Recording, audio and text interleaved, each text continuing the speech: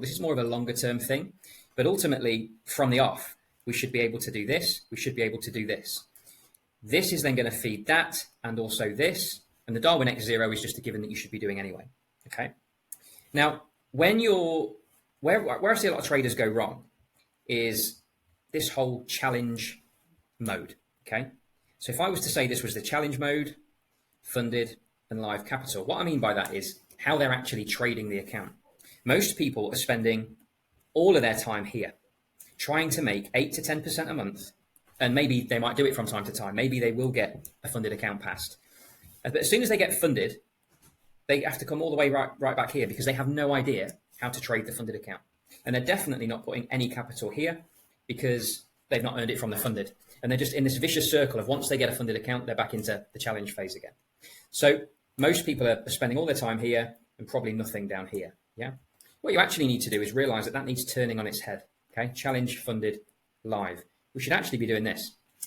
If we were to trade the challenge like you would a funded account, because obviously all prop firms now are unlimited. If you can master the funded account process of 2 to 4% a month, then you're going to pass every challenge anyway. But what you've done is you've built your funded account up to secure withdrawals into your live capital. And that's where the whole dynamic changes. Okay. So this is just a given because you've mastered that. And this is going to compound and grow anyway. Okay.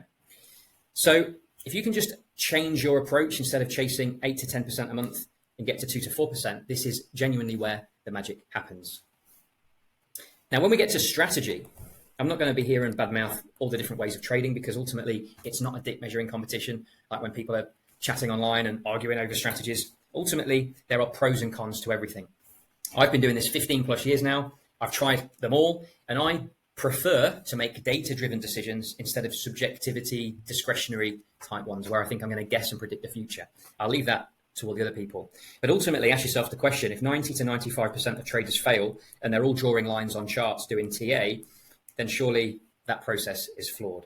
So I personally use algorithms to trade. I'm going to show you how I use them later because it's probably different to anything that you've heard before. But in terms of strategy, I believe that confidence in your strategy comes from data times time. Okay. You need data on your strategy. You need time in the market. Only this will drive your confidence as a result of that. Now you could trade TA, you could use EAs. There's so many different ways within that you can trade, but ultimately you need to know that you've got a profitable long-term strategy. And the only way you're going to do that is by starting an account and being consistent. Yeah. Consistency in, consistency out.